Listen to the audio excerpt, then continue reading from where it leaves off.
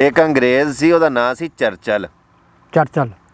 ਉਹ ਰੇਡੀਓ ਦੇ ਉੱਤੇ ਪ੍ਰੋਗਰਾਮ ਕਰਦਾ ਸੀ।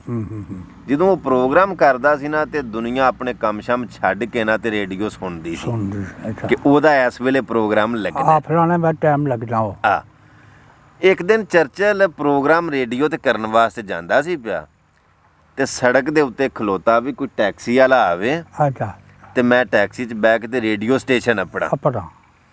ਉਹ ਸੜਕ ਦੇ ਕਿਨਾਰੇ ਖਲੋਤਾ ਤੇ ਉਹਨੇ ਇੱਕ ਟੈਕਸੀ ਵਾਲੇ ਨੂੰ ਹੱਥ ਦਿੱਤਾ। ਟੈਕਸੀ ਵਾਲਾ ਖਲੋਤਾ, ਉਹਨੇ ਆਖਿਆ ਵੀ ਮੈਨੂੰ ਇੰਜ ਫਲਾਂ ਜਗ੍ਹਾ ਲੈ ਜਾਵੇਂਦਾ। ਉਹਨੇ ਆਖਿਆ ਨਹੀਂ ਜੀ, ਹੈ ਮੈਂ ਟੈਕਸੀ ਵਾਲਾ, ਲੇਕਿਨ ਮੈਂ ਨਹੀਂ ਤੁਹਾਨੂੰ ਖੜ ਸਕਦਾ। ਕਿਉਂ ਕਿ ਇਸ ਟਾਈਮ ਚਰਚਲ ਦਾ ਪ੍ਰੋਗਰਾਮ ਸ਼ੁਰੂ ਹੋਣ ਵਾਲਾ ਰੇਡੀਓ ਤੇ ਮੈਂ ਘਰ ਜਾ ਕੇ ਤੇ ਰੇਡੀਓ ਦੇ ਉੱਤੇ ਚਰਚਲ ਦਾ ਪ੍ਰੋਗਰਾਮ ਸੁਣਨਾ। ਉਹ ਚਰਚਲ ਸੀ। ਤੇ ਉਹਨੇ ਨਹੀਂ ਉਹਨੂੰ ਦੱਸਿਆ ਕਿ ਮੈਂ ਹੀ ਚਰਚਲ ਹਾਂ। ਉਹਨੇ ਉਹਨੂੰ ਆਖਿਆ ਕਿ ਮੈਂ ਉੱਥੋਂ ਤੱਕ ਜਾਣ ਦੇ ਤੈਨੂੰ ਦੇਣੇ ਸਨ $10, ਮੈਂ ਤੈਨੂੰ ਦੇਣਾ $40। ਉਹ ਛੱਡ ਪਾ ਮੈਨੂੰ। ਉਹ ਜਿਹਾ ਟੈਕਸੀ ਵਾਲਾ ਆਉਂਦਾ ਹੁੰਦਾ, ਦਫਾ ਕਰੋ ਚਰਚਲ ਨੂੰ, ਤੁਸੀਂ ਵਿੱਚ ਪਾਵੋ ਪਰਾਂ। ਉਹਨੇ ਆਖਿਆ, ਉਹ ਵੇਖੋ ਅੱਗੇ ਪਿਆ ਆਂਦਾ ਸੀ ਕਿ ਮੈਂ ਜਾਣਾ ਹੈ ਟੈਕਸੀ ਵਾਲਾ, ਲੇਕਿਨ ਚਰਚਲ ਦਾ ਪ੍ਰੋਗਰਾਮ ਸੁਣਨ ਵਾਸਤੇ ਮੈਂ ਆਪਣਾ ਮਤਲਬ ਉਹ ਕਸਟਮਰ ਛੱਡਣਾ। ਤੇ ਉਹ ਖੁਸ਼ ਹੋ ਕੇ ਉਹਨੇ ਆਖਿਆ ਮੇਰੀ ਇੰਨੀ ਵੈਲਿਊ ਏ, ਇੰਨਾ ਇਹ ਮੇਰੇ ਨਾਲ ਪਿਆਰ ਕਰਦਾ, ਤੇ ਉਹਨੇ ਆਖਿਆ ਮੈਂ ਤੈਨੂੰ $40 ਦੇਣਾ, ਮੈਨੂੰ ਪਹੁੰਚਾ ਤੇ ਮੈਨੂੰ ਉਹਦੇ ਪਹੁੰਚਾ। ਉਹਨੇ ਆਖਿਆ ਦਫਾ ਕਰੋ ਪਰ ਚਰਚਲ, ਤੁਸੀਂ ਵਿੱਚ ਪਵੋ, ਦੱਸੋ ਤੁਸੀਂ ਜਾਣਾ ਕਿੱਥੇ ਵੇ।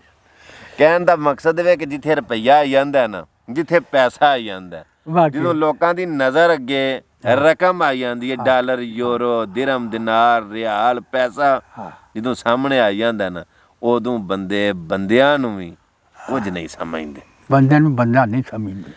ਜਦੋਂ ਪੈਸਾ ਵਿੱਚ ਆ ਗਿਆ, ਯਾਰ ਨੇ ਯਾਰ ਨੂੰ ਮਾਰ ਛੜਿਆ, ਭਰਾ ਨੂੰ ਮਾਰ ਛੜਿਆ, ਪੁੱਤਰ ਪਿਓ ਨੂੰ ਮਾਰ ਛੜਿਆ, ਆਪਣੀਆਂ ਭੈਣਾਂ ਨਾਲ ਪੈਸਾ ਆ ਗਿਆ ਨਾ ਵਿੱਚ। ਇਸ ਪੈਸੇ ਨੇ ਜੋੜ ਮੇਲ ਕਰਾਏ ਵੀ ਬੜੇ ਨੇ, ਵਿਗਾੜੇ ਵੀ बड़े, ਇਹਨੇ ਵਿਗਾੜੇ भी बड़े ने। बन जाते हैं सब रिश्तेदार। ये ज़र पास होता है, टूट जाता है गरीबी में जो रिश्ता खास होता है। ओए होए होए होए, वाह वाह वाह वाह। भैणा भरावां ਨਾਲ ਹੋਰ ਕਿਹੜੀ ਚਾਹੁੰਦੀ, ਇਹ ਵੀ ਟੁੱਟ ਜਾਂਦੇ ਨੇ। ਜੇ ਬੰਦੇ ਦੇ ਕੋਲ ਕੁਝ ਨਾ ਹੋਵੇ, ਕੋਈ ਰਿਸ਼ਤੇਦਾਰ ਨਹੀਂ ਬਣਦਾ ਨਾ, ਕੋਈ ਸੱਜਣ ਨਹੀਂ ਬਣਦਾ, ਕੋਈ ਨਹੀਂ ਬਣਦਾ। ਅੱਲਾ ਦੀ ਕਸਮ ਹੈ, ਪੈਸਾ ਬੰਦੇ ਦੇ ਕੋਲ ਹੋਵੇ ਨਾ, ਜਿਹੜੇ ਕੱਖ ਨਹੀਂ ਨਾ ਲੱਗਦੇ, ਉਹ ਵੀ ਤੁਹਾਡੇ ਹੁੰਦੇ ਨੇ। ਉਹ ਵੀ ਤੁਹਾਡੇ ਹੁੰਦੇ ਨੇ। ਹਾਂ। ਪੈਸਾ ਕੋਲ ਹੋਵੇ, ਤੇ ਜੇ ਪੈਸਾ ਕੋਲ ਕੋ ਨਹੀਂ ਨਾ, ਜਿਹੜੇ ਆਪਣੇ ਲੋਕ ਉਹ ਵੀ ਬਗਾਨੇ ਬਣ ਜਾਂਦੇ ਨੇ। ਉਹਨਾਂ ਨੂੰ ਕੋਈ ਪੁੱਛੇ ਨਾ ਤੇ ਉਹ ਆਂਦੇ ਨੇ ਆਹੋ ਲੱਗਦਾ ਦੂਰੋਂ ਪਾਰੋਂ। ਹਾਂਜੀ, ਦੂਰੋਂ ਪਾਰੋਂ, ਜਾਂ ਉਂਝ ਦੱਸਣਾ ਹੀ ਆਪਣੀ ਤੋਹੀਨ ਸਮਝਦੇ ਨੇ ਕਿ ਉਹ ਸਾਡਾ ਰਿਸ਼ਤੇਦਾਰ।